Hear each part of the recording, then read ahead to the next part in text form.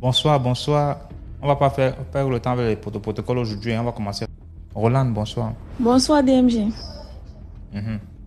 Par rapport à l'autre qui est d'abord monté, ici là je ne vois pas. Ici là elle est au vert. Donc on lui dit tout rouge. Donc ça va déranger. Excusez-nous, pardon, on s'excuse. Ok, je viens encore avec une nouvelle, avec l'histoire de... En tout cas, c'est pour vous dire ceci que attention aux mauvais amis et d'envier les gens. Je viens avec l'histoire, mon frère allait en province, je vais dire au village, à l'ouest plus précisément. Il allait un enterrement là-bas d'un jeune.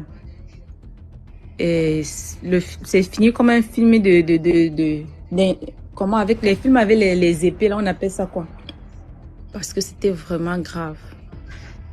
Le papa explique que son fils vivait carrément. En fait, quand on les attrape, voilà ce que le jeune explique, que son fils vivait carrément au village. Et il y avait son ami, il était benskiner. Son ami, lui, il travaillait. Lui, il fréquentait, le défunt il fréquentait, et son ami, il était benskiner. Son ami lui dit carrément que tu fais quoi à l'école? Moi, je suis benskiner depuis, ça me donne beaucoup d'argent, je m'en sors bien. Toi, tu dis que tu pars à l'école, tu ne peux pas gagner ce que moi je gagne. L'école va te donner quoi? Voilà, les gens qui ont fréquenté, ils font quoi? Ils font toujours la moto comme nous et tout et tout. Pardon, laisse-nous ça, tu viens, je vais te montrer comment on cherche l'argent. Le gars a commencé à tourner, partir à l'école, il rentrait, le gars travaillait avec lui avec sa moto. Un jour, le gars lui dit ceci, ok, je vais te dire comment j'ai fait pour avoir la moto. Déjà, je vais t'acheter une moto. Et puis, je vais te dire comment tu vas faire pour économiser ton argent et investir. Son ami, il dit, ok, il n'y a pas de problème. Tu me sauves la vie. Parce que là, il voyait déjà la vie facile. Le gars achète une moto, lui donne. Il lui dit ceci, ok, je vais t'amener dans une réunion. À la réunion, là, tu vas cotiser 20 000 par semaine.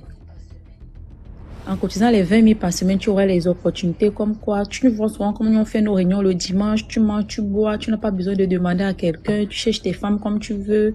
Tu bois ta bière comme tu veux. Tu n'as pas besoin de demander quelque chose à quelqu'un ni à tes parents. C'est même toi qui vas plutôt soutenir tes parents. Le gars dit, ok, il n'y a pas de problème. Il est entré carrément dans la tontine. Dans la tontine, il cotisait normalement. Il cotisait 20 000 par semaine. Et la tontine sortait 1,7 million. Il était content d'avoir lui. Ils étaient 70. Donc la réunion sortait dans un truc de 3 millions comme ça là. Son ami lui dit que les 3 millions là vont revenir à 6 millions parce que on a des boss qui nous soutiennent. Eux, quand quelqu'un bouffe 3 millions, lui, ils augmentent 3 millions sur ça et ça te fait gonfler le chiffre pour que tu puisses faire quelque chose avec l'argent. Le gars, tellement il était mis que mais les boss, ça sont les qui, que ce sont les gens qui soutiennent la réunion. Ils ne font rien avec l'argent, mais quand on bouffe, ils nous soutiennent comme ça. Ce sont eux qui ont créé la réunion, mais nous sommes là comme ça. On ne les connaît pas. Le petit a dit d'accord. Alors, le petit, un jour sur sa moto, il soulève une maman. La maman là lui dit ceci que mon fils, tu es dans une réunion qui n'est pas bon. Fais l'effort de sortir dans cette réunion. Sinon, la réunion là va amener la tête de ta mère, la tête de ton père, la tête de tes frères. Donc, fais très attention. Tu sors dans la réunion là. Le petit a dit, la maman là l'explique exactement ce qui se passe. Donc, lui, il a compris que la maman là disait la vérité. Quand il est rentré chez eux, il s'est mis à réfléchir. Il a pris la décision de laisser. Il a d'abord pris la moto, il allait remettre à son ami. Il a dit à son ami que même tout ce qu'il a cotisé là-bas à la réunion, il ne veut plus. Son ami a dit qu'en tout cas, quand la galère va te montrer, tu vas revenir seul. Il y a des gens qui ont fait comme toi. Ils sont revenus seuls. Son ami a carrément essayé de le convaincre. Non, ne fais pas ça et tout et tout. Le gars a dit non. Mais il n'a pas dit au gars ce que la maman là lui a dit. Il est rentré à la maison. 1 semaine, 2 semaines, 3 semaines, 1 mois. La galère exactement comme ton ami a fait. Il a dit que ok, je vais aller récupérer mon business et ma réunion. Il est parti là-bas. Il a redemandé les excuses. On a fait directement le mois qui suivait qu'il bouffe la réunion. Il a bouffé la réunion. Il a bouffé la réunion et continue à travailler. Là, il rentre à la maison déjà. Il tombe d'abord malade. 2 semaines. dans sa maladie, il dit ah, ça c'est quelle maladie qui me prend 2 semaines. Et puis, je vais aller un peu expliquer à mon ami. Son ami dit que ah, c'est parce qu'on a déjà besoin de toi à la réunion. Il dit comment ça? Il dit ah, allons quand même là-bas, on explique, tu dis que tu es malade, peut-être on peut te donner l'aide. Pour ne pas lui dire ceci que non, le moment est arrivé. Quand il arrive à la réunion, on lui dit ceci qu'on veut sa mère. Il dit quoi? Il dit que oui. Quand tu crois que tout l'argent qu'on te donnait là, c'était pourquoi? Tu as pris l'argent et tu dois payer. Il a dit jamais, il ne peut pas donner sa mère pour rien au monde. On a dit que, gars, tu as à manger notre argent, donc tu vas seulement payer. Tu montes, tu descends, tu vas donner ta mère. Donc, écris le nom de ta mère sur le format C, et puis tu signes, tu nous donnes. C'est tout ce que tu dois faire. Et puis tu retournes chez toi, mais on va faire le reste. Il a dit jamais, il ne donne pas sa mère, il rentre à la maison. Quand il rentre à la maison, voilà le gars qui, après peut-être 1 mois comme ça, il est décédé. Quand il est décédé, on l'a mené au village. Quand on arrive au village, à l'ouest, surtout chez les Bouddhas, on n'enterre jamais quelqu'un comme ça là. On a fait les trucs, ils ont fait les trucs là-bas carrément. On a constaté qu'il était dans une réunion. En fait, on a vu dans quoi il était et tout et tout. La famille devait dire quoi, puisque personne ne connaît d'où ça sort, qui est derrière ça et tout et tout. On a décidé de l'enterrer. Mais curieusement, la famille voit tous ses amis benskineurs qui viennent carrément avec la moto. Broum, broum, broum, broum, broum, broum, broum, broum, broum. En fait, la moto était là comme la foule. Comme la famille avait constaté, connaissait déjà comment ça devait se passer.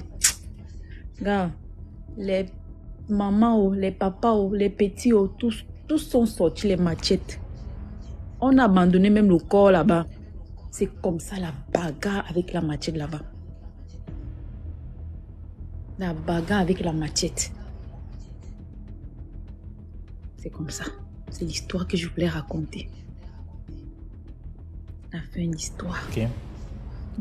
Merci beaucoup, Roland, pour l'histoire. Ok. Bonsoir, Delphine. Comment vous allez? Très bien, et toi-même? Bon, je suis venue pour vous raconter une petite histoire qui m'a un peu traumatisée. Donc, on commence l'histoire. Bon, je travaille comme nounou dans une maison, chez un grand type là, vous voyez. Il y avait un jour, le premier jour que j'ai commencé le travail, il n'y avait rien, c'était bon et tout. Le lendemain, je dors, je fais un songe que un monsieur est venu.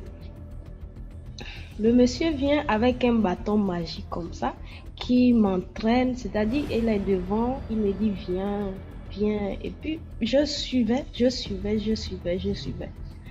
Jusqu'à arriver à un moment, je vois une grotte avec plein de feu. Je vous dis que j'avais jamais vu le feu comme ça. Et dès que il était temps, il a commencé à agiter le bâton pour me pousser dans le feu. C'est là où je commence à crier au nom de Jésus, au nom de Jésus. Donc j'ai crié là 3 fois. Et là, il a juste tourné comme ça fait plein de feu comme ça autour de lui et il a disparu. Là, je me réveille en sursaut. J'avais tellement peur que je voulais juste démissionner en même temps. Mais je n'ai pas pu démissionner parce qu'il fallait que tu ne peux pas commencer un travail et partir comme ça. On était là, ça passait jusqu'à 6 mois, 7 mois comme ça. Un jour, je suis en train de dormir. Il était minuit comme ça. Je sors d'abord pour prendre de l'eau. Je rencontre mon patron en question. Et là, il était au salon. Et il était à la cuisine. Il me demande je fais quoi là à 1h tardive. J'ai dit je suis venue juste prendre de l'eau pour boire. Et là, je suis retournée, je n'ai pas pris de l'eau, je suis juste retournée aller me coucher. Donc, je me suis allongée, je regardais vers la fenêtre. Donc, mon dos était tourné. Et à un moment donné, je sens quelqu'un qui ouvre la porte pour rentrer. Je sens la présence de quelqu'un qui ouvre la porte, mais je ne peux pas me tourner. Je suis tellement bloquée sur le coup. que j'avais tellement peur, je vous dis les amis. Il est peut-être resté là derrière moi pendant peut-être 20 minutes. Je suis là clouée sur le lit. Je ne dors pas, j'ai les yeux ouverts comme ça, je ne peux pas bouger. Je vous dis que quand il est parti, j'ai réussi à bouger. Ça n'a même pas fait 2 jours, j'ai pris mes affaires pour partir. C'était pour vous dire, quand vous partez quelque part, dès que c'est pas déjà bon, essayez d'enlever le corps. Bon, c'était juste ma petite histoire. Merci beaucoup Delphine pour l'histoire. Bon, bonne soirée. Et à toi. Allô. Bonsoir. Bonsoir DMG. Enfin, j'ai réussi à t'avoir après tant de tentatives. Tu m'as eu comment? Non, tu m'as pas eu, je refuse. Tu es monté dans le direct. Ouais, c'est une façon de parler. J'espère que tous tes auditeurs vont bien et je fais un coucou à tout le monde. Je viens ici aujourd'hui parce que j'ai beaucoup d'histoires à raconter. Je vais parler tout d'abord d'une très bonne amie à moi, paix à son âme. Ça fait aujourd'hui plus de 5 ans qu'elle est partie. Et la leçon de mon histoire, en grosso modo, pour tous les jeunes comme moi qui écoutent cette histoire, c'est la patience en fait. Le contentement, je vais dire ça comme ça. Le contentement et savoir que le temps de Dieu, c'est le meilleur. Bref, j'arrive à l'histoire. En fait, c'est une très bonne amie, comme je disais tantôt. On a fait le collège, le lycée technique ensemble. À l'époque, c'était une fille très intelligente. Vraiment, elle était très intelligente. Elle était l'aînée de sa famille, l'aînée des filles, parce qu'elle avait des grands frères, elle était l'aînée. Malheureusement, l'année où moi j'ai eu mon bac, je suis allée à l'université. Elle avait des problèmes parce que c'était une fille intelligente, mais chaque fois qu'il fallait qu'on posait les examens, elle échouait. Elle échouait tout le temps. Donc ça fait que l'année que moi j'ai eu ma licence, c'est l'année qu'elle a eu son bac. Quand mon amie a eu son bac, la grâce qu'elle a eue, c'est que cette année-là, je ne sais pas si c'est la grâce ou c'est la malchance, une grosse société de la place a lancé un concours interne. Et quand ils ont lancé ce concours interne, son oncle à l'époque travaillait dans cette entreprise-là. Il a fait savoir à mon ami que voilà, on a lancé un concours interne, tu peux déposer ton dossier. Parce que comme je t'explique, c'est ma défunte amie elle-même qui m'avait expliqué cette histoire. C'est comme ça qu'elle allait faire le concours. Et chose bizarre, DMG, elle n'avait que le bac à cette époque. Et les gens qui se sont présentés à ce concours, il y avait des BTS, il y avait des licences. Et c'était un concours qui touchait toute l'Afrique centrale. Elle est la seule à avoir eu ce concours-là. Elle a été prise à ce concours. Du coup, elle entre dans cette grosse boîte. Et du jour au lendemain, sa vie change. Parce que l'année qu'elle a son examen, tu vois, du moins l'année qu'elle a son examen et elle a le concours, c'est cette année-là que son papa allait en retraite. Et son papa lui avait fait comprendre très clairement que si elle n'a pas son bac, il arrête de payer son école. Elle a le bac directement, elle a le concours et puis elle se met à travailler dans la grosse boîte, une très très grosse boîte où elle se retrouvait en train de toucher parce qu'elle est décédée à l'époque, elle avait 25 ans. À cette époque, qu'elle est entrée, elle avait 23 ans. Non, oui, 23 ans quand elle est entrée. Non, 22 ans. Elle touchait dans les 500 000, tu vois. Elle touchait dans les 500 000 et elle s'est mise à travailler. Et puis, chose bizarre, c'est que quand elle entre directement, elle se retrouve être en train d'être secrétaire du directeur des finances. Tu vois, et elle, dans cette mouvance-là, elle travaillait, elle allait dans des missions. Chose bizarre, pour quelqu'un qui venait à peine d'entrer, on l'envoyait dans des missions à l'étranger, elle voyageait, elle avait vraiment de l'argent, au point où elle a commencé à construire une maison à ses parents. Tu t'imagines, une jeune de 22 ans qui se met à construire, et pas n'importe quelle maison à ses parents. Un jour, elle est partie, il y a eu une fête qui s'est passée dans son entreprise, elle est partie pour la fête, voilà, c'était le 8 mars, c'était un 8 mars, c'est de là où les problèmes commencent. Elle part à la fête le 8 mars et après elle rentre. Quand elle rentre du 8 mars, elle fait comprendre à sa maman que quand elle est partie au 8 mars, elle est partie à la fête de l'entreprise. En rentrant, elle a commencé à ressentir une fatigue. Elle explique à sa maman que quand elle est arrivée à cette fête, c'est pas elle qui devait faire le discours. Les dames de l'entreprise, c'était des mamans parce que franchement, elle était la plus jeune. Ce sont les mamans qui étaient là-bas qui se sont mises ensemble. Elles ont dit, bon, C'est toi qui vas faire le discours pour recevoir le directeur parce que le directeur venait de l'étranger. Elle a fait un discours et tout. Et après, quand elle rentre, elle commence à se plaindre, dire à sa mère, maman, mon corps me fait un jar, je ne sais pas pourquoi, je me sens pas bien. DMG, mon ami a été malade pendant 6 mois. Et quand je te parle de 6 mois de maladie, ce n'est pas que mon ami a vécu ce qu'on appelle souffrir avant de mourir. Il y avait des choses qui sortaient sur son corps. Elle avait des histoires qui sortaient sur la plante de ses pieds. Elle a fait des examens, elle allait dans tous les hôpitaux qu'on connaît dans ce pays-ci. Elle a fait tous les hôpitaux au point où on a même fait des prélèvements. On a envoyé ces prélèvements au centre Pasteur en France parce qu'on ne voyait rien. On ne voyait absolument rien. Et comme c'était quelqu'un, elle était assez introvertie. Elle ne parlait pas beaucoup. Elle souffrait en silence. Elle ne disait à personne. Le jour de sa mort, la veille avant que elle ne meure, ses parents n'étaient pas là. Ses parents avaient voyagé. Elle était avec sa jeune soeur. Et c'est sa jeune soeur qui m'explique un peu comment ça s'est passé ces derniers moments.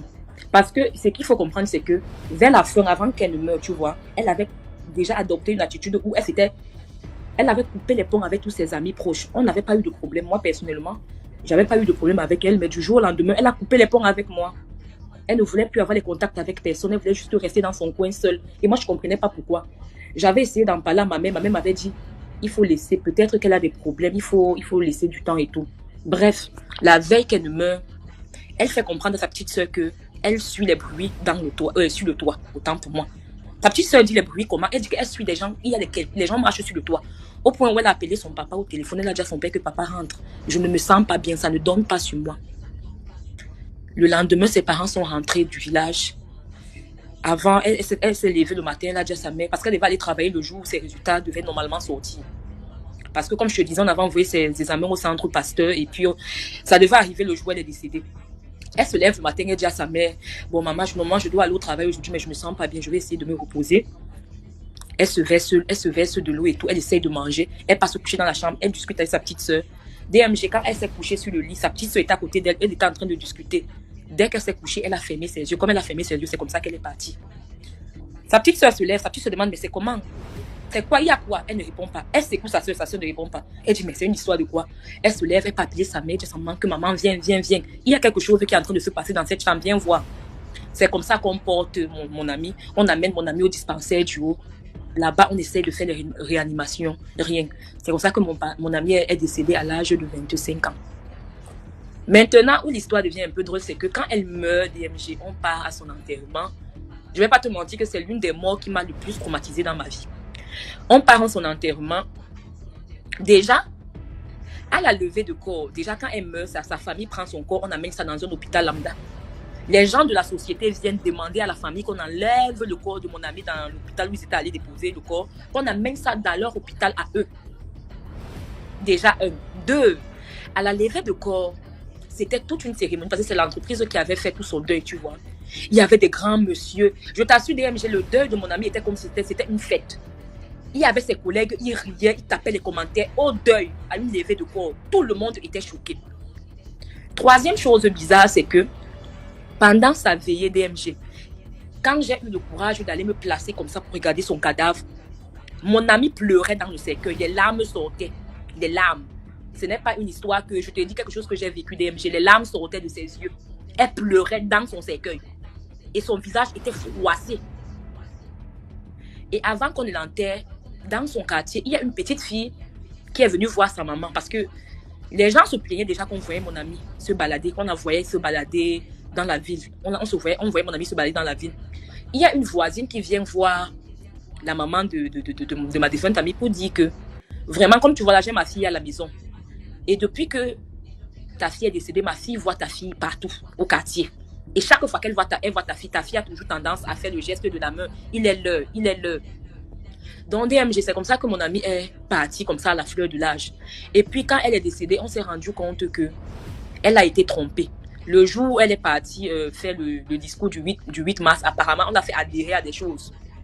Et ce sont ces choses. Et dans ces choses-là, on lui a demandé de donner ses parents, apparemment. Vu qu'après sa mort, ses parents sont allés faire des rites. Et c'est dans ces rites-là qu'on a dit à ses parents que, effectivement, on a fait entrer votre fille dans des réunions à caractère, des réunions associatives. C'est ce qu'on lui a fait croire.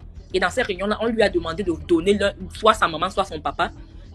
Elle a refusé. Et quand elle avait refusé, ils ont dit que bon, Comme c'est comme ça, on va se charger de toi. C'est comme ça qu'elle est décédée, DMG. Elle n'a pas vraiment été malade et elle a beaucoup souffert. Vraiment, elle a souffert dans sa chair et psychologiquement avant de mourir. C'est pour ça que je voulais raconter cette histoire pour attirer l'attention des jeunes comme moi. Parfois, on ne travaille pas et on voit nos amis qui travaillent, on les envie, on se dit, ouais, vraiment, celui-là travaille, moi je ne travaille pas. Pourquoi la vie est injuste comme ça et tout et tout. Pourtant, tu ne connais pas les réalités de ce que celui-là vit. Et comme notre génération, nous aimons de mature vue, on aime bien vendre le rêve. C'est quelqu'un va te faire croire qu'il vit une vie de luxe, une vie vraiment, il est bien, pourtant, tu ne connais pas ce qu'il... Pourtant, la nuit ne dort pas. Quand nous, on dort, la nuit, c'est un combat spirituel qu'il mène. Donc, en gros, c'était ma petite histoire que je voulais raconter parce que j'en ai tellement et j'espère avoir l'opportunité de raconter d'autres. Merci beaucoup, Deka. C'est une très bonne histoire et le message est très profond. J'espère que dans les commentaires, on a compris le message. Et même ce qui se passe récemment sur la toile, vous avez vu ce qui se passe avec les histoires de loge et tout et tout. Donc, soyons prudents ici dehors, voilà. Merci beaucoup dans les commentaires. Tu peux envoyer ta demande pour une autre histoire si tu veux. D'accord, DMG. Merci à toi. C'est chaud, le dehors aussi, c'est chaud. Hein.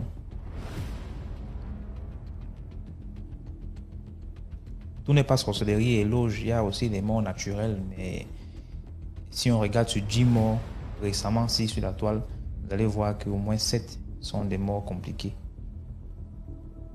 Soyons prudents simplement. Essayez de comprendre qu'avant de dire oui à un contrat de travail, étudiez bien les clauses de ce contrat. Parce que derrière, si vous ne lisez pas entre les lignes, vous allez accepter des choses que vous ne maîtrisez pas à la fin.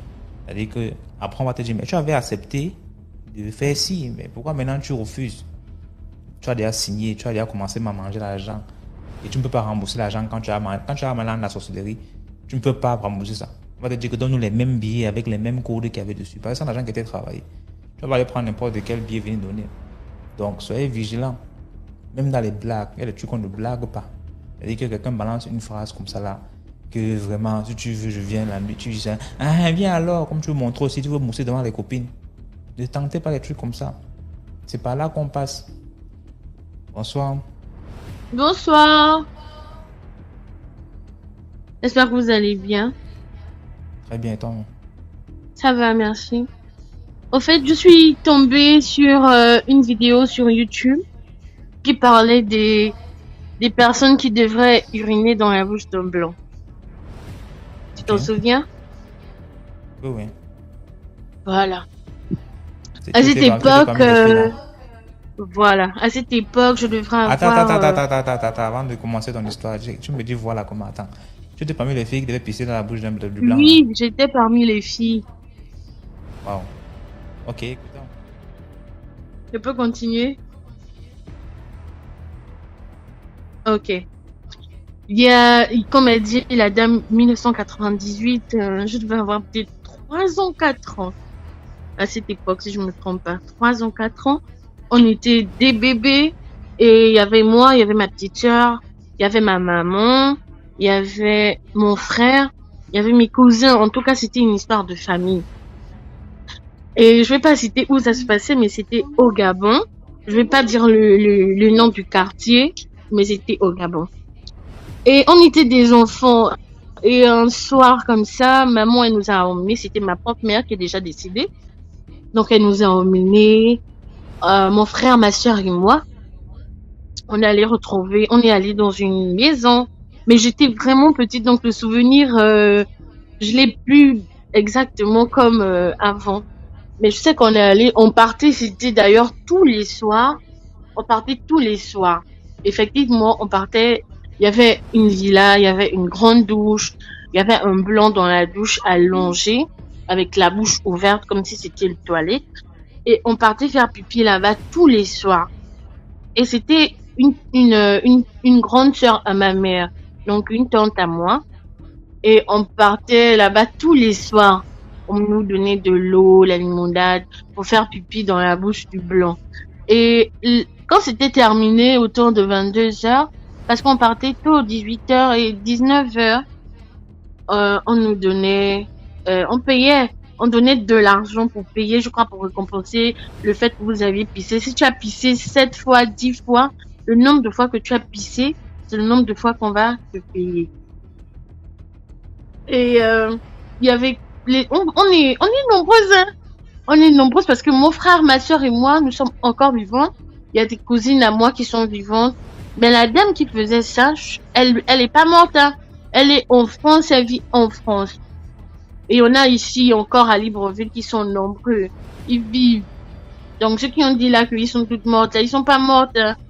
Ils vivent encore. Il y en a qui sont bien vivants et que s'ils écoutent cette histoire, ils vont venir peut-être témoigner. Mais moi, j'étais vraiment une enfant. Donc c'est ma soeur qui me l'a envoyé sur YouTube. Je suis allée regarder et puis j'ai tenu à venir témoigner que oui, c'était vrai. Mais à cette époque, j'étais petite. Et je tiens également à dire aux parents, aux mamans, aux papas qui écoutent ce soir qu'il y a des choses qu'on fait pas. Moi, j'étais qu'une enfant, donc ma mère, elle m'a emmenée. On pouvait pas dire oui parce qu'on n'était pas au moment de refuser. Donc, il y a des parents, il y a des choses qu'ils font, ils savent pas les répercussions demain. L'école de ton enfant va plus marcher, les activités, peut-être l'enfant sera, je sais pas comment. Comment on pouvait prendre des enfants pour les emmener aller faire pipi dans la bouche de quelqu'un, un être humain? C'est vraiment pas possible. Vraiment, il faut faire attention. C'est ce que je voulais dire, en fait, ce soir, je voulais témoigner pour dire que, ben oui, moi, je suis parmi, et j'avais peut-être, je sais plus trop, 4 ans, 3 ans, pas plus que ça. Donc, c'était un tout petit peu ça mon témoignage. Merci Ouais, beaucoup merci pour beaucoup. ton histoire. En tout cas, ça confirme aussi l'histoire de la dame qui a raconté la dernière fois. Ouais. Ok. Merci. Bonne Et soirée. toi, tu vis bien, tu n'as eu aucun problème, tu as eu tes enfants, tout ça au Non. calme. J'ai mes enfants, j'ai 2 enfants, j'ai mon travail, je vis bien, je suis mariée. Mes sœurs également. Ok. Bon, Ouais. merci pour l'histoire. Je vous en prie.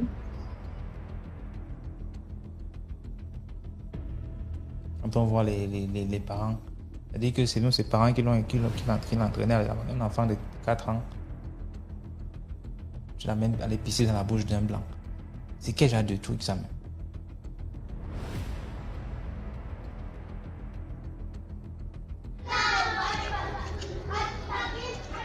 Je salue la famille DMG TV. Bonsoir. Il y a d'abord beaucoup de bruit derrière toi. Hein? Ouais, ça va. Je suis dehors. Je suis sorti un peu dehors là. Il faut entrer, pardon. Il faut entrer et quand tu seras dans l'endroit quand tu peux D'accord, nous je appeler. vais entrer. Sinon, on va pas pouvoir écouter ton histoire. Je vais entrer.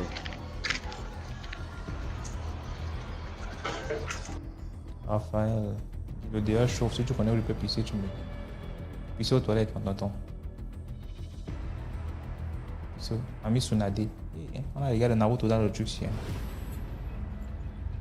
Bonsoir. Hello, bonsoir. J'espère que tu vas bien. Je vais bien, merci. Et vous-même? Très bien, merci.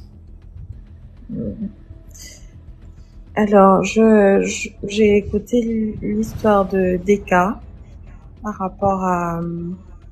Elle a parlé de son amie et par rapport au travail. Donc, j'ai un petit témoignage à faire vite fait.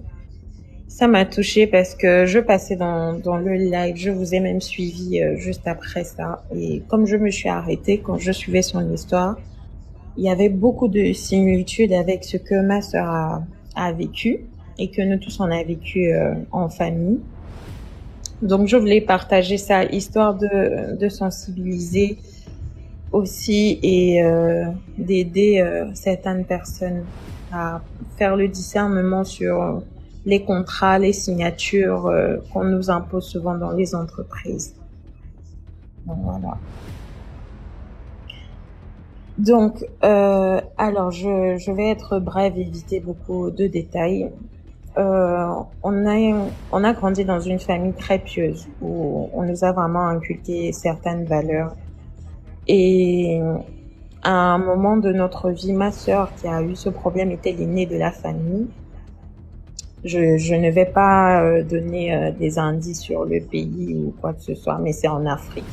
Donc, pour éviter que je ne cite les... Il y a l'écho? On dit qu'il y a l'écho. Est-ce qu'on m'entend bien?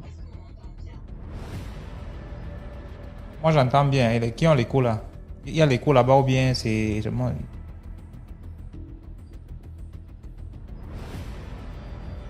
Ok. Il n'y a pas d'écho. Je peux raconter ton histoire. D'accord. Donc, ma sœur, donc, commence, étant l'aînée de la famille, elle commence à chercher du travail. Elle a de la peine parce que, voilà, c'est la situation le contexte africain ne nous permet pas, voilà, c'est un peu difficile de chercher du travail, mais elle continue et finalement, elle obtient un travail vu qu'elle avait fait droit des affaires.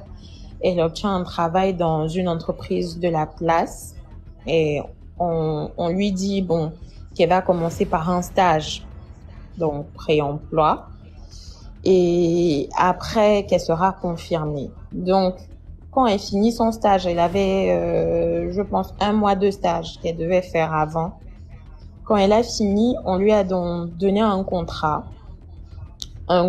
qui bon à vue d'œil, dont je parle avec les yeux simplement, c'était un contrat voilà, qui disait qu'elle est dans l'entreprise et tout et tout. Sauf que, il y a des lignes. Et moi, j'ai déjà vu ça. Il y a des lignes que plusieurs personnes ne prêtent pas souvent attention. Les gens ne prêtent pas souvent attention à certaines lignes dans des contrats parce que c'est chargé. Donc, elle a entré dans cette entreprise-là, elle a signé le contrat. En temps normal, elle aurait pu rentrer avec, mais bon, elle a signé le contrat parce qu'elle était tellement contente d'avoir été retenue pour le poste. Et elle a commencé à travailler. Alors, 1 mois après, le poste pour lequel elle était venue, après directement, on lui dit que elle va passer au poste supérieur. Donc, elle était déjà assistante de direction. Donc, elle travaillait en étroite collaboration avec le DG. Donc, elle était son assistante de l'entreprise. Donc, elle commence à travailler là-bas et tout. Et à un moment, dans les missions qu'ils avaient, elle a voyagé avec le DG. Quand elle revient de ce voyage-là, elle commence à sentir des maux de tête, genre, d'un côté, je pense qu'on appelle ça des migraines. D'un côté, elle avait mal. Alors, elle prend un cachet vite fait. Cette nuit-là, ma soeur n'a pas fermé l'œil. La douleur était vraiment intense. Et on avait l'habitude tous les matins de prier tous les matins, de prier tous les soirs. On a vécu comme ça. Donc, justement, après la prière du soir, là, la douleur a commencé vraiment à s'aggraver, à être très intense. Ma mère a dit que si tu as déjà pris les cachets, on va essayer d'aller à l'hôpital. Donc, cette nuit-là, vers 3h, 4h du matin, on est allé avec elle à l'hôpital. On est arrivé à l'hôpital, on a fait les examens et tout, et tout, et tout. On lui a même donné des cachets pour se calmer, perfusion et tout, et tout. Elle est sortie, je pense, 2 jours après. Elle a repris le travail. Quand elle reprend le travail, son boss la convoque. Il lui dit, quelque temps, je vous raconte l'histoire d'après, parce que pendant que ça se passait, elle ne nous avait pas dit un certain nombre de choses. Donc, maintenant, on connaît.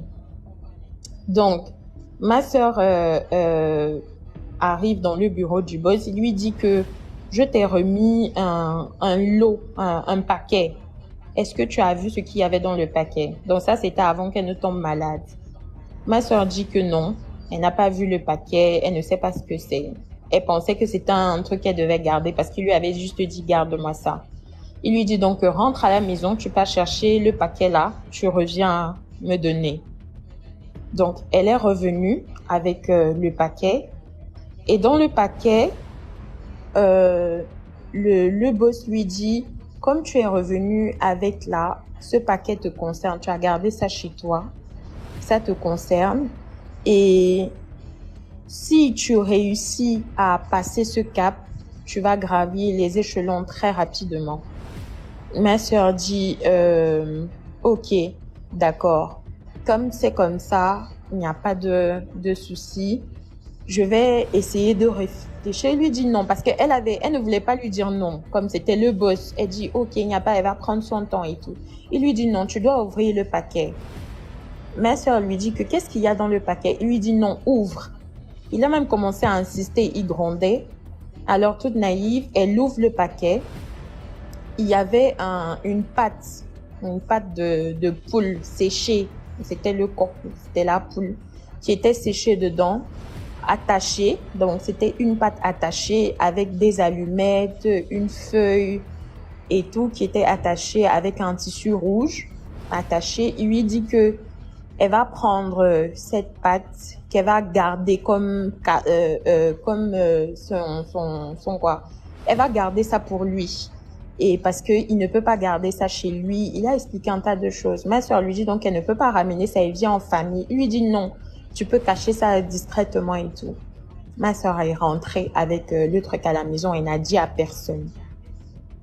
Alors, 3 semaines plus tard, elle commence à avoir des problèmes au travail.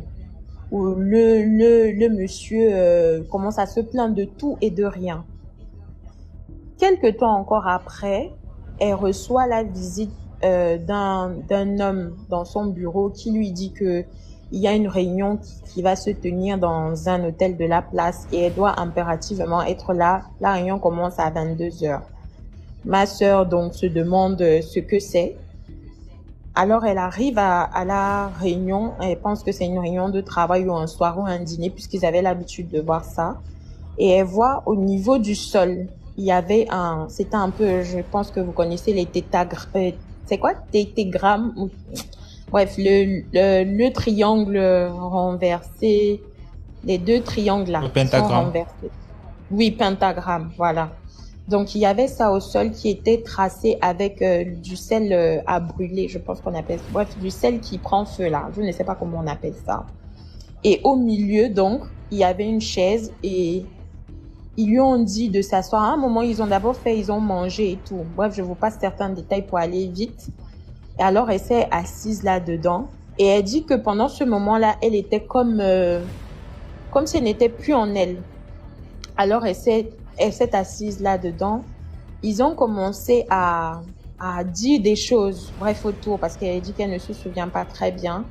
Alors, pour l'embrouiller, il lui avait dit que non, ce n'est pas une loge, ce n'est rien du tout. Pour l'embrouiller, ils lui ont donné le psaume 90 ou 91, confiance en Dieu dans l'épreuve. S'il y a des gens qui sont chrétiens ici, ils peuvent connaître le psaume là. Et ils lui ont donné ce psaume-là pour qu'elle récite, en faisant croire que non, c'est un truc de Dieu. Donc, elle a commencé à réciter le psaume-là et eux, ils parlaient en leur langue. Ils parlaient en langue, ils disaient des choses et tout. Et pendant qu'ils racontaient tout ça, ma soeur ne faisait que réciter le psaume, 91, confiance en Dieu dans l'épreuve.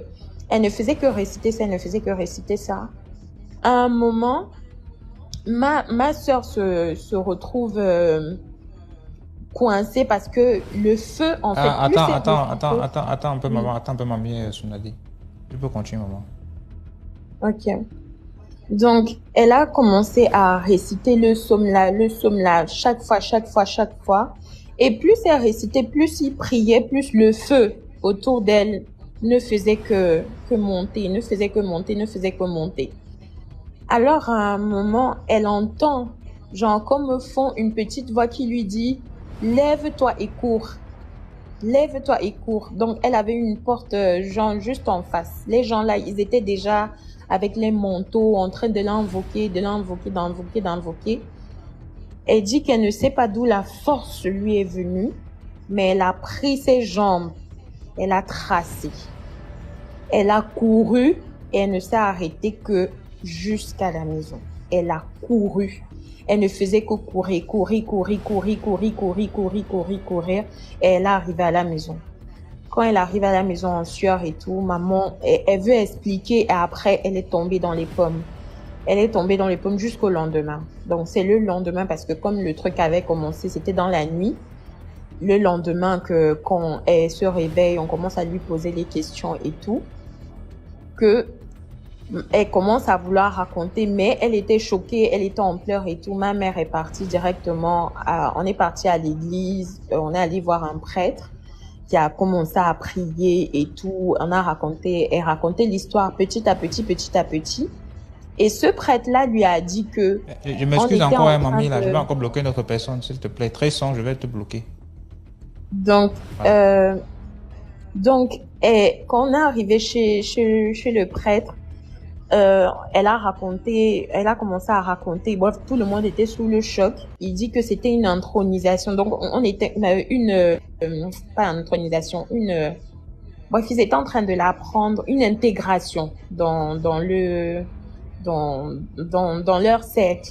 Et que le fait qu'elle ait pris le psaume 91, bref, ils lui ont donné ça, tu vois, pour essayer de lui voiler les yeux. Sauf que comme elle récitait le psaume là avec tellement de foi, je pense, et qu'elle était innocente, elle ne savait pas ce qui se passait en gros, c'est ce psaume là qui l'a préservé de ce qu'ils étaient en train de faire. Donc après, s'en est suivi toute une délivrance, toute une série de prières et tout. Et au jour d'aujourd'hui, elle est bien, elle a arrêté de travailler pendant un moment. Et maintenant, elle a repris. Ça fait 3 ans et demi, 4 ans aujourd'hui. Donc, pour moi, il y a beaucoup d'autres choses, mais je préfère éviter pour couper. Mais ce que je voulais dire, c'est que parfois, on peut être au fond, genre au milieu des loups. Oui, bien sûr, ils ont viré de l'entreprise. Parfois, on peut être au milieu des loups, au milieu du feu où il n'y a plus d'issue, où il n'y a plus rien du tout. Et le Seigneur vient t'enlever. Il y a le Seigneur, pour ceux qui croient, il y a peut-être une bonne étoile pour ceux qui ne croient pas en Dieu ou quoi que ce soit. Mais il faut continuer d'avoir la foi et de toujours prier. Aujourd'hui, nous, les jeunes, on ne prie plus. On ne croit même plus qu'il y a une puissance là qui veille sur nous ou quoi que ce soit. C'est important la prière et ça nous sort de beaucoup de situations. Donc, arrêtons aussi d'avoir les gros yeux parce que le fait de trop vouloir vite avoir les choses, ça nous fait tomber dans des mauvais trucs. Donc, moi, c'est ça que je voulais faire, ce petit témoignage en disant que faites attention, priez sans cesse parce que même parfois, on se retrouve au milieu des pires, mais le Seigneur réussit toujours à enlever ses enfants où ce n'est pas bon. Donc, c'est ce que j'avais à dire. Merci. Merci beaucoup, Mamie Tsunade, pour ton Je vous en histoire. prie.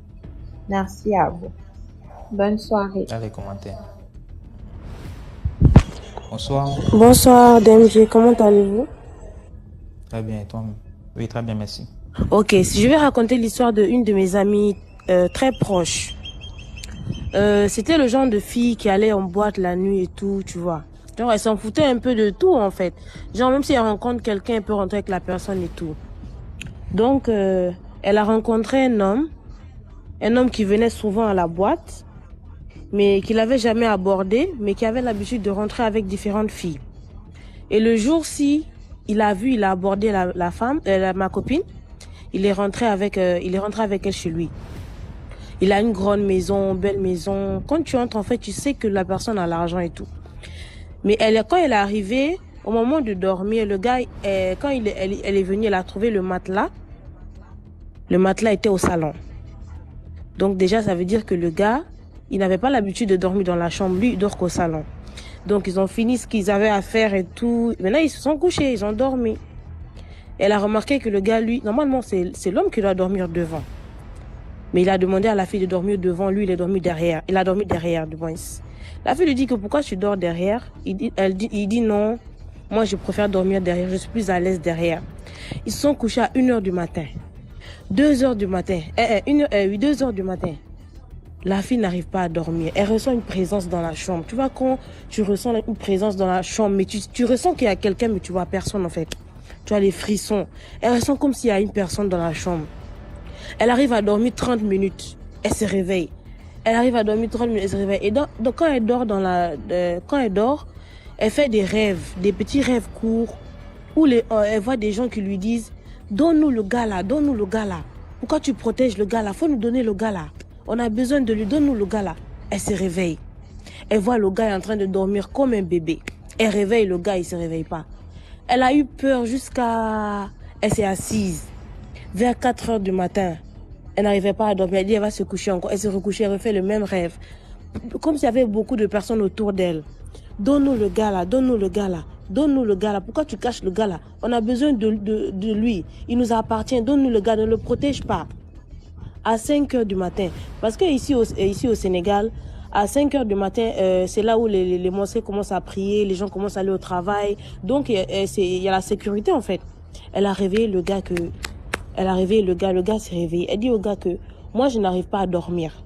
Et je veux que tu m'expliques qu'est-ce qui se passe. Le gars a commencé à mentir. Elle a parlé, elle a menacé le gars. Que moi, j'ai des parents qui vont te faire du mal. Si tu essaies de me faire quelque chose, le gars a commencé à se confier. Il a dit, en fait, tout ce que j'ai là, j'ai pas eu ça naturellement. J'ai fait des sacrifices, j'ai fait des pactes. Et maintenant, je dois, les gens avec qui je travaille et les gens que je fais du mal ne me laissent pas dormir. Moi, j'arrive pas à dormir. Moi, c'est ça mon problème. J'arrive pas à dormir. Quand je suis seule, j'arrive pas à dormir. J'ai peur. Donc, c'est pour ça que je vais en boîte de nuit. Je prends une fille chaque jour. Je la paye ce qu'elle veut. Comme ça, quand elle vient, elle dort devant moi. C'est elle qui me protège pour qu'il n'arrive pas à me faire du mal. La fille a eu peur jusqu'à... Elle a pris ses affaires, elle est partie. Donc, c'est pour dire, en fait, que le milieu de la nuit, en fait, moi, je juge personne, mais c'est vraiment un milieu très, très, très, très risqué. Parce que la plupart des gens qui sortent la nuit, surtout les hommes, sont des personnes mal intentionnées. Donc, il y a des gens vraiment qu'il faut éviter, en fait. Il y a des hommes qui ont beaucoup d'argent qui viennent juste pour sacrifier des gens ou pour se protéger, pour ça. En fait, je sais pas, en fait. C'était juste le conseil que je voulais donner, en fait. La nuit, vraiment, c'est pas bien, c'est très risqué, en fait. C'était un peu ça, mon histoire. Merci beaucoup. Merci à vous, merci. Merci pour l'histoire. Merci. Bonsoir, bonsoir. Bonsoir. Je salue la famille et salue la famille d'IMTJ. Donc, vraiment, c'est la première fois que je monte sur le live. Ok. D'accord, j'explique l'histoire. L'histoire a été vécue par un de mes camarades et il m'a raconté ça après les faits. Je viens de la Côte d'Ivoire, je suis ivoirien bien sûr. Il faut dire que ce jeune frère, il dit qu'un jour il était à la maison, vers les 22h, 23h, il se sentait ennuyé. Il tournait, mais il ne savait pas pourquoi il se sentait ennuyé. Il se sentait quoi? Il se sentait ennuyé, il était ennuyé. Ah, ok. Voilà. Et il a pris son casque, son écouteur et puis il est sorti. Il dit va marcher un peu. Donc en marchant de loin, il a vu une jeune fille qui est garée dans le noir, elle est assise sur une table. Donc lui se pose la question, mais aïe, à cette heure-là, mais elle fait quoi là-bas? Donc il s'approche d'elle.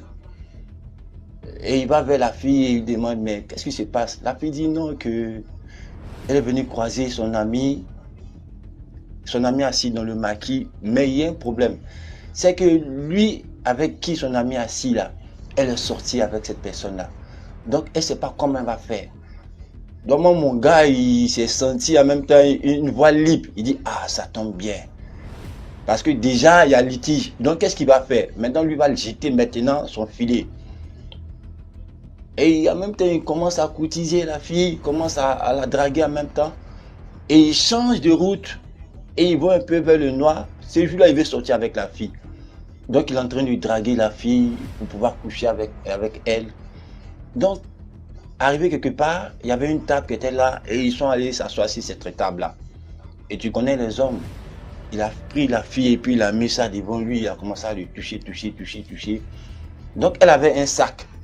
Dans le sac-là, il y avait un parfum. Donc, elle a pris le parfum, elle a commencé à mettre ça sur elle. Mais mon gars dit que ce parfum-là sentait tellement mauvais. Mais il n'a pas regardé ce parfum-là. Parce qu'il avait un but à atteindre. Joe, en bas déjà, il est déjà levé, il est déjà debout. Donc tout ce qui est au-delà, là, lui, ça lui dit rien. Parce qu'il veut dégainer. Donc il s'en foutait de ce parfum-là. Donc il était toujours dans sa drague. Et il allait vers un hôtel. L'hôtel même est situé dans notre quartier. Il allait frapper.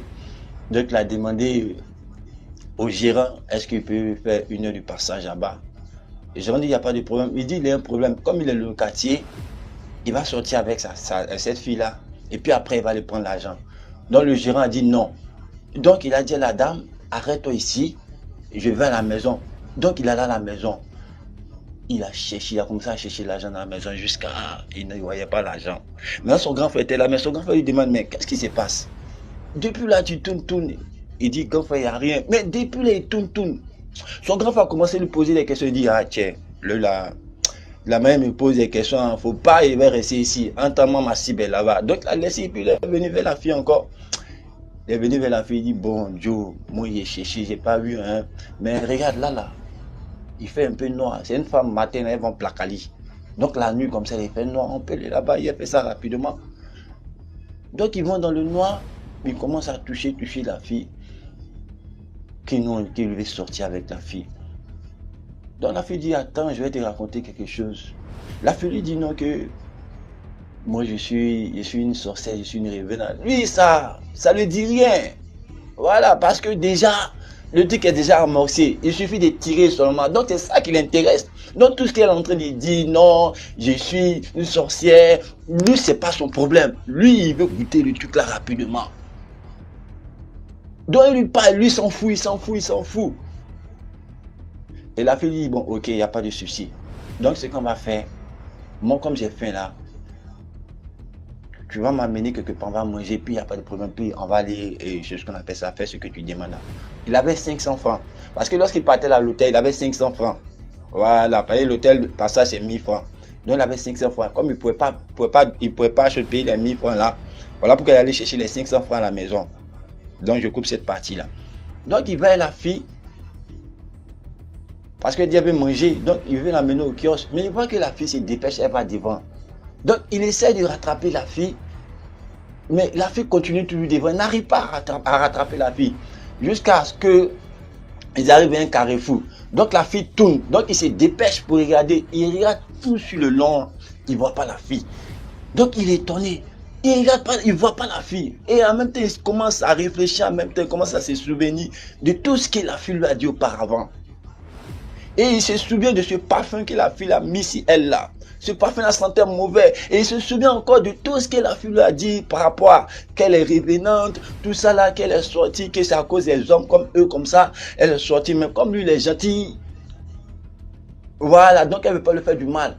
Donc il a commencé à se souvenir de ça, Joe. Il est rentré à la maison en même temps. La morale, c'est pour dire quoi? Dans le monde dans lequel nous sommes, il y a un autre monde. Et ce monde-là, c'est le monde des spirituels. La journée, c'est pour le monde des vivants. Mais la nuit, c'est pour le monde des morts. Parce que la nuit, quand ils sortent, ils viennent chercher les victimes. Parce que la fille, quand elle était avec le frère, elle lui disait que c'est à cause de vous, comme ça, nous on sort. Ça vous dit quoi? Vous qui cherchez les femmes la nuit là, c'est à cause de vous, nous on sort. Donc pour dire aux jeunes sœurs ou bien aux jeunes frères de faire très attention. La nuit, si vous sortez, ne cherchez même pas à voir une fille quelque part là et puis vous allez dire non, que vous allez la prendre, vous allez sortir avec elle. C'est un piège. Et beaucoup sont tombés sur ce piège là. Lui, c'est Dieu qui l'a fait grâce. Voilà, donc vraiment c'est l'histoire que je voulais raconter.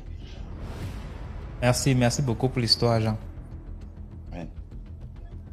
Comme là, tu as un autre. Hein? Ouais, j'ai un autre. Non, j'ai pas dit que tu... Tu vas m'envoyer la demande encore, okay. Tu vas remonter après. D'accord, il n'y a pas de souci. Merci beaucoup. Bonsoir tout le monde, j'espère que vous allez bien. Bonsoir. D'accord, donc il y a quelques années, juste pour préciser déjà, je viens d'une famille assez aisée, donc j'ai pas particulièrement de problème d'argent.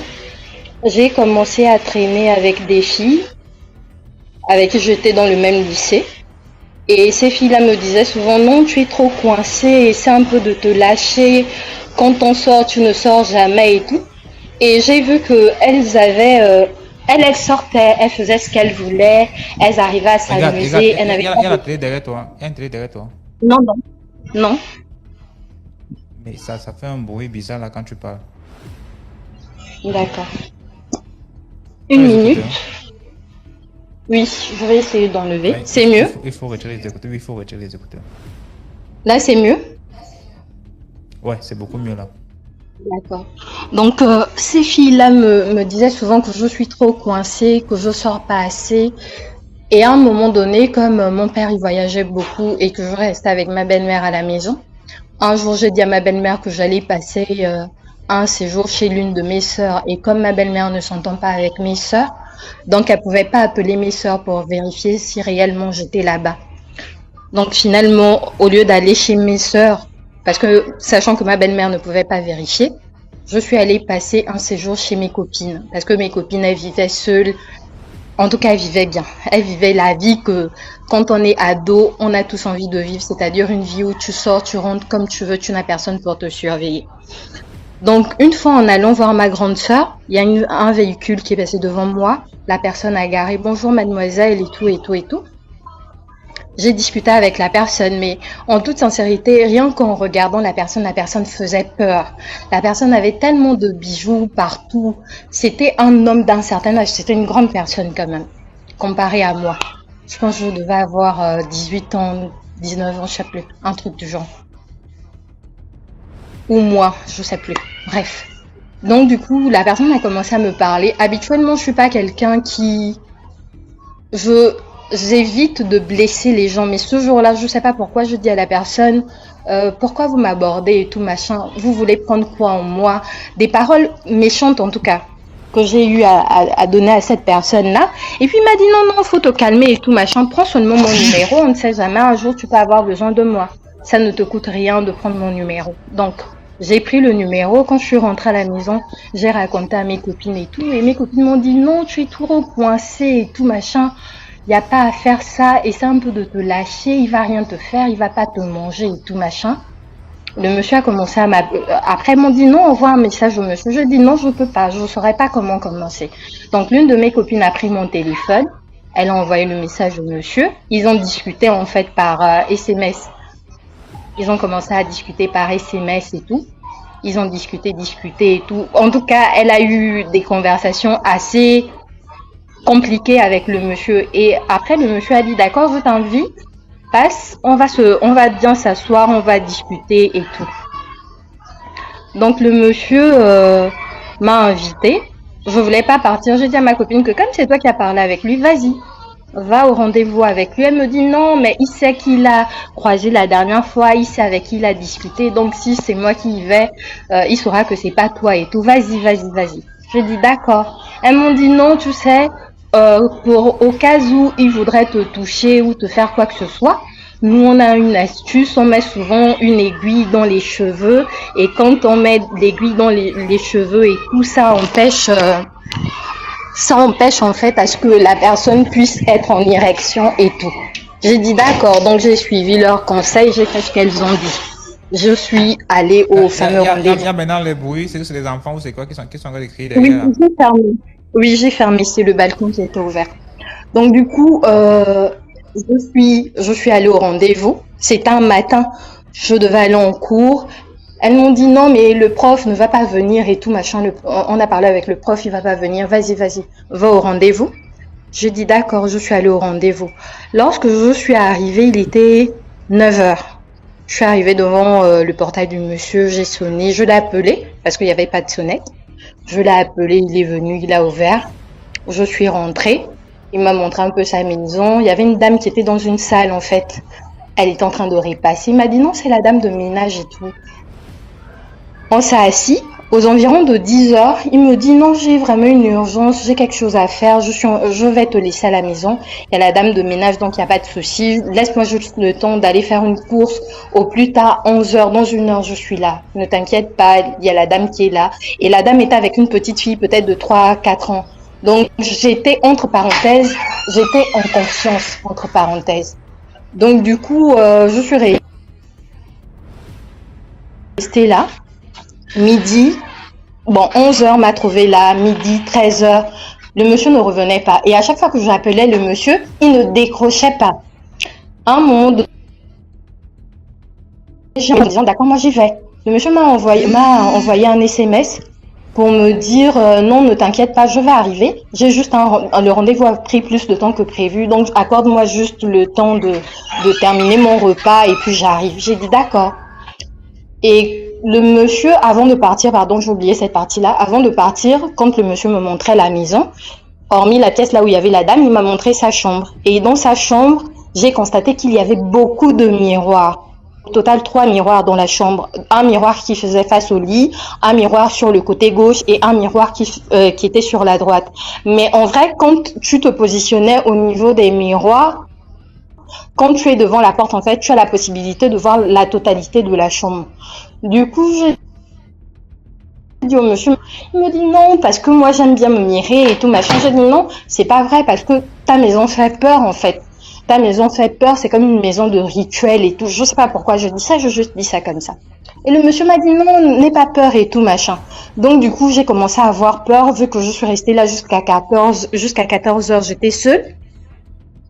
J'ai appelé mes copines et puis j'ai dit à mes copines que là où vous m'avez demandé de venir, là c'est bizarre, j'ai peur et tout machin. Elles m'ont dit non, il y a rien, fais toujours comme ça, tu as trop peur, reste, assieds-toi. En tout cas, si tu viens ici là, il faut vraiment que tu viennes avec une enveloppe, tu n'étais pas déplacé, cadeau et tout machin. J'étais là, j'ai commencé à avoir peur, mais je pouvais ni appeler mes parents ni appeler personne parce qu'on allait me demander qu'est-ce que je suis allée faire là-bas, je devais avoir des problèmes. Donc je me suis dit bon, c'est pas grave. Je vais essayer d'attendre jusqu'à ce que le monsieur vienne. Finalement, j'ai eu tellement peur au salon, je suis allée m'asseoir dans sa chambre. Ça, c'était même la fatale. Je suis allée m'asseoir dans sa chambre. La dame de ménage est venue aux environs de 14 heures. Elle me dit, bon, madame, je suis en train de partir et tout. Je lui dis, d'accord, elle est partie. 15 heures m'a trouvé là. J'avais tellement peur.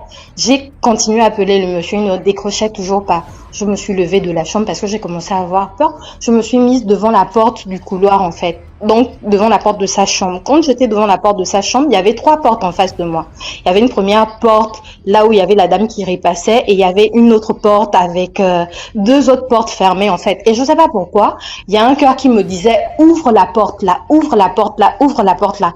Et je me suis dit à moi-même, sauf si je deviens folle, je vais ouvrir cette porte. Dans le cas contraire, je ne peux pas ouvrir cette porte-là parce que si j'ouvre la porte là, je ne sais pas ce qui m'attend là-bas. J'ai ouvert la porte du salon. Je suis sortie, je suis allée m'asseoir au salon. 16 heures m'a trouvé là. C'est à partir de 16 heures. Et pourtant, quand je suis rentrée dans la maison, j'ai quand même prêté attention à tout ce qui était au salon, etc., à la déco. Et soudainement, pendant que je suis assise, je vois un moukoukwé. Je sais pas ceux qui savent c'est quoi un moukoukwé, c'est des espèces de... comment appeler ça? Des espèces de petits génies qui dansent souvent dans des rites traditionnels là, mais là c'était en miniature en fait, à peu près genre 1 mètre. Et c'était posé au salon juste en face de moi.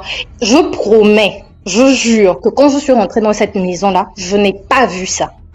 Le moukoukwé était en face de moi, j'ai commencé à avoir peur.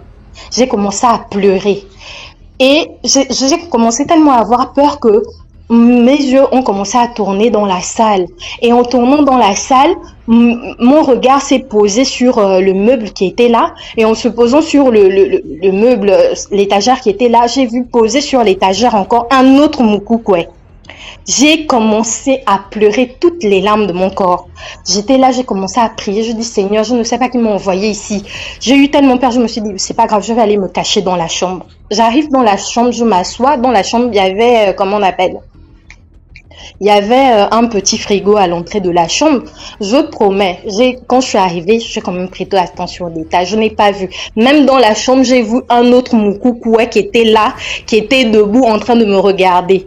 Pour ceux qui sont de mon pays, je ne vais pas donner le nom du pays, ce sont les petits moukoukwés de Lambaréné. Ceux qui ont le petit miroir sur le front avec le masque blanc et comment on appelle, les raffias partout. Donc j'étais là, pendant que je suis même en train de parler, là j'ai peur, je tremble. Et pourtant ça fait très longtemps. J'étais là, j'avais peur. Et dans la douche, j'ai commencé à entendre des bruits. Je me suis dit, Seigneur Jésus, je vais mourir aujourd'hui. Je n'arrêtais pas d'appeler le monsieur. J'appelais le monsieur, il ne répondait pas. J'envoyais des messages, je disais que mais pourquoi tu me laisses ici? Qu'est-ce que tu veux? J'étais tellement dépassée. Appeler, il ne décrochait plus. Je suis restée au salon, je me suis dit, moi, c'est pas grave. C'est pas comme si, pour ceux qui se demandent pourquoi je suis pas sortie de la maison, j'ai encore oublié ce petit détail-là. Quand la dame est partie aux environs de 15 heures et que je me suis rendu compte que je durais seule dans la maison, Je me suis levée, j'ai essayé d'ouvrir la porte du salon. La porte du salon, c'est une baie vitrée et il y a des grilles dehors. Et les grilles étaient cadenassées. La grille du salon, là, elle était cadenassée. Je ne pouvais pas sortir. Je suis allée par la porte de la cuisine. La porte de la cuisine était fermée à double tour. Il n'y avait aucun moyen de sortir. Et du coup, je me suis même assise et je me suis posé la question, est-ce que c'était même la dame de ménage que j'ai vue là, est-ce que c'était même une vraie personne? Je me suis posé cette question. J'étais maintenant là, je me suis dit, Seigneur, qui m'a envoyé là-bas? Je ne pouvais sortir, je ne pouvais pas sortir, je ne pouvais rien faire. Il y avait les grilles partout, toute la maison était bloquée. Finalement, j'ai gardé mon sang-froid, je me suis assise, j'ai commencé à prier, je commençais à dire, Seigneur, je jure, si tu me fais sortir d'ici, je promets, je vais rester tranquille, je vais rentrer à la maison, je ne vais plus rien faire. Prière sur moi comme ça. Finalement, aux environs de 20 heures, j'ai entendu la voiture du monsieur rentrer dans la concession, il a garé, il a ouvert la porte, il est rentré, il m'a trouvé dans la chambre. Oh non, ça va. J'ai dit que je ne sais pas ce que tu voulais me faire, hein. Mais ce que tu as voulu faire là, c'est nul et sans effet parce que tu ne me connais pas en fait. Tu ne sais pas d'où je sors, donc arrête de vouloir faire ce que tu veux faire. Je me suis levée, je lui ai dit je veux sortir. Il a fermé la porte à clé. Il m'a dit, tu veux sortir, tu veux aller où? J'ai dit, je veux rentrer chez moi. Je suis là depuis 10 heures du matin. Sache déjà que j'ai appelé mes parents.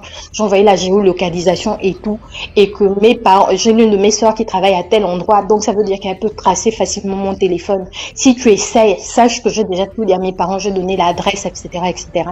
Il m'a dit, non, il n'y a pas de problème. Tu vas partir et tout. Mais tu peux pas partir comme ça. Tu es venu passer la journée avec moi. Il faut bien que je te touche un peu et tout. J'ai commencé à pleurer que non, je ne veux pas, s'il te plaît, laisse-moi partir. Il m'a dit non, tu es déjà là en fait. Ça va se faire vite fait et tout. Et puis tu pars. J'ai dit ok, il n'y a pas de problème. Je me suis laissé faire. Il m'a touché et tout machin. Il m'a pénétré. À un moment donné, j'ai vu qu'il a fait un geste bizarre. Donc du coup, je me suis poussée. Et j'ai vu qu'il avait enlevé son préservatif. Et je lui ai dit non, en fait, tu vas pas faire ça. Parce que je ne sais pas ce que tu veux mettre en moi. Mais de toute façon, je me suis levée, je me suis habillée. J'ai dit peu importe ce que tu veux faire. Habille-toi déjà. Parce que je veux sortir, je veux rentrer chez moi. Il me dit non, pourquoi tu fais ça? Je dis si tu n'ouvres pas la porte. Après, je lui ai donné mon nom de famille. Je lui ai donné mon nom de famille. Je lui ai dit, je pense quand même que tu n'es pas sans ignorer qui je suis. Donc maintenant, si tu essaies, tu sais ce qui peut t'arriver.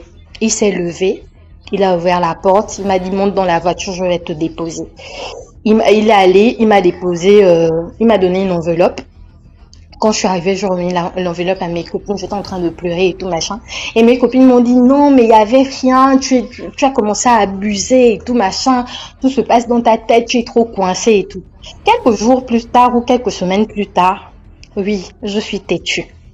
Quelques semaines plus tard, l'une de mes copines m'explique un problème et tout. Je savais pas qu'elle avait pris mon téléphone, qu'elle avait pris le numéro du monsieur et qu'elle avait écrit au monsieur. Donc elle me dit non, est-ce qu'on peut, est-ce que je veux faire des tirages, je veux faire des recherches sur internet et tout. Il se faisait tard, il était peut-être 20h, 21h. Et à l'époque là, c'était les cybercafés. Donc elle me dit non, je veux faire des recherches, je dois rendre un devoir demain, donc c'est vraiment urgent. Est-ce qu'on peut aller imprimer quelque part? Je lui dis mais maintenant tu veux qu'on aille faire ça où la nuit comme ça? Elle me dit non, mais on va chez ton gars là et tout machin. Je dis moi je ne pars plus là-bas, j'ai peur. Elle me dit non, il y a rien, allons et tout machin. Je lui ai dit non, mais j'ai peur en fait. Elle me dit non, allons. Je dis bon, j'ai pris mon courage demain et pourtant je savais ce que j'avais vécu. Je savais à quel point ça m'avait traumatisé, mais pour faire plaisir à mes copines parce que je voulais être genre au même niveau que les autres, genre celle qui sort, celle qui fait la fête et tout. J'ai pris mon courage à demain. J'ai appelé le monsieur que non, il y a ma copine qui veut faire une recherche. Est-ce qu'on peut venir? Il me dit oui, il n'y a pas de problème, viens. Voilà comment on prend le taxi, on arrive là-bas. Quand on arrive là-bas, elle va dans la chambre là où il y avait la dame de ménage la première fois. Elle fait ses recherches, il imprime les documents, il nous remet les documents. Après, il dit non, il y a la dame de ménage qui a fait à manger, on va s'attabler, on va manger. Et moi, j'ai pas eu le courage de manger parce que j'avais peur. Et à un moment donné, pendant que j'étais là en train de tourner et que eux ils sont entre parenthèses allés dans la chambre pour imprimer les fameux documents, en entrant dans la chambre, j'ai constaté que ma copine n'était plus dans la chambre où il fallait imprimer les documents. Elle était dans l'autre chambre, dans la chambre du monsieur. Ils étaient en train de faire des choses. Du coup, j'étais surprise en fait. Je dis à ma copine, mais qu'est-ce qui se passe et tout. Elle me dit non. En fait, c'est pas comme si elle était nue, comme si lui aussi il était nu, mais ils étaient allongés dans la chambre. Quand je suis arrivée, ils ont eu genre une posture de. Ils ont bougé en fait. Donc en vrai, je ne sais pas réellement ce qui se passait là-bas. Je dis, mais qu'est-ce qui se passe ici et tout. Elle me dit non, il y a rien et tout machin. Après, le monsieur me dit non. Est-ce que vous pouvez passer la nuit ici? Je dis je ne passe pas la nuit ici. Je rentre chez moi. Le monsieur me dit d'accord, il n'y a pas de problème. Après, il sort une enveloppe, une lourde enveloppe, et il dit je veux que vous puissiez. Ta copine m'a dit qu'elle vit seule et tout, qu'actuellement tu es chez elle. Je voudrais que vous puissiez prendre une maison. Je vais vous louer la maison et tout machin. Je lui ai dit que la dernière fois, je t'ai déjà donné mon nom de famille. Je t'ai dit que je n'ai pas besoin de ton argent et tout. Si je suis venue, c'est vraiment parce qu'elle a insisté. Donc arrête, je ne veux pas. Voilà comment finalement ma copine et moi on s'est levés, on est partis. Quand on est parti, le lendemain matin, elle était à l'école, moi j'étais restée à la maison. Elle m'appelle, oh non s'il te plaît. Tu as mis ta main sur ton micro, arrête bien ton téléphone s'il te plaît. D'accord. Quelques minutes, le lendemain matin, elle m'appelle, non s'il te plaît, j'ai oublié quelque chose chez le monsieur, j'ai oublié ma carte scolaire, je suis dehors à l'école, je ne peux pas rentrer. Est-ce que tu peux aller chez le monsieur pour récupérer ma carte?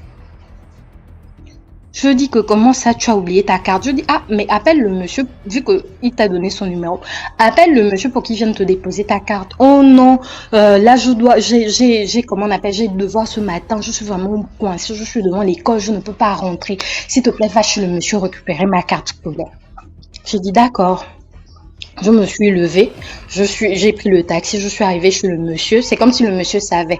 Dès que je suis arrivée, j'ai trouvé des gens qui étaient en train de faire des travaux là-bas. Donc, je suis directement rentrée.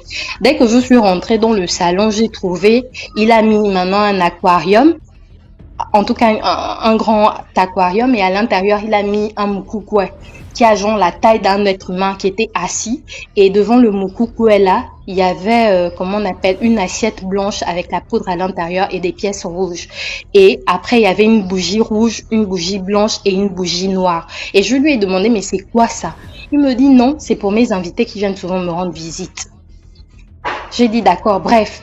Je suis venue juste récupérer la carte scolaire de ma copine. Il me dit, mais ta copine n'a pas laissé sa carte scolaire ici. C'est moi qui ai envoyé le message à ta copine pour dire à ta copine que je voulais que tu viennes. Et comme on savait que si je t'appelais normalement, tu ne serais pas venue, c'est pour ça que je me suis permis de passer par ta copine et tout. J'ai seulement pris mes pieds. Et je suis partie. Quelques jours, quelques semaines ou quelques mois après, je ne sais même plus, quelques mois après, parce qu'après je suis rentrée chez ma copine, j'ai récupéré mes affaires, je suis rentrée chez moi. Je n'ai pas dit à mes parents, j'ai gardé ça pour moi. Quelques mois après, on sort avec ma copine et elle me dit, déjà elle m'a dit un truc plusieurs fois, elle me dit, c'est bizarre hein, parce que j'ai des jumeaux. Elle me dit, tes enfants te protègent beaucoup. Hein. À chaque fois qu'elle m'a toujours dit ça, j'ai jamais prêté attention. Je me suis dit que non, c'était juste une manière de parler. Donc une fois on sort, attends. Je ne l'avais pas invitée, elle j'avais invité une autre amie à moi parce qu'elle et moi ne s'entendaient plus. Hello. J'avais déjà des jumeaux. Oui, j'avais déjà des jumeaux avant d'aller chez le monsieur. J'avais déjà des jumeaux avant d'aller chez le monsieur. Que moi après, et elle a commencé à me dire genre tu as trop de chance de pluie en fait. C'est pas genre, elle a commencé à me dire, elle me disait souvent beaucoup de petites choses sur lesquelles je prêtais pas attention. Avec le temps et le recul, tu te rends compte que c'était des paroles pas très gentilles. Donc j'invite une amie à sortir et je retrouve et elle vient avec la copine en question. Quand la copine en question arrive, oui, j'ai eu mes jumeaux à 18 ans. Donc quand la copine en question arrive, elle me dit non, je sais que tu ne me parles plus parce que j'ai couché avec X et je suis là, je suis choquée parce qu'elle parle du monsieur. Je lui dis, je ne savais pas, mais comme c'est le cas, tant mieux pour toi. Je n'ai plus rien à voir envie d'affaire. Je ne veux plus rien avoir à faire avec toi en fait. Je veux que tu me laisses tranquille. Et c'est comme ça que elle et moi, notre amitié s'est arrêtée là parce que avec le temps, en fait, je me suis rendu compte que par exemple, quand j'étais en couple avec quelqu'un, elle voulait obligatoirement être aussi en couple avec la personne. Elle m'a fait le coup plusieurs fois. Et à chaque fois, je banalisais, je laissais tomber, je me disais que non, ce n'est que ma copine, c'est moi qui ai les mauvaises pensées et tout.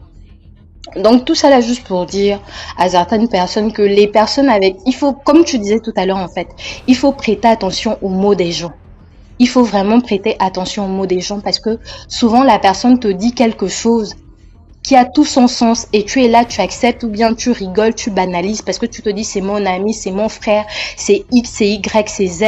Aujourd'hui, je vis plus dans mon pays, je vis dans un autre pays, ça doit faire 6 ou 7 ans maintenant, mais elle arrive toujours à trouver le moyen de créer des problèmes au pays, ce qui fait que quand je rentre, souvent je me retrouve dans des situations compliquées parce qu'on me dit non, ta copine a dit ça, que tu as dit ça, alors que ça fait plus de 7 ans, plus de 10 ans qu'on n'est plus amis. Faisons attention aux personnes qu'on croise, faisons attention, ne soyons pas aveuglés par la vie que les autres vivent en fait.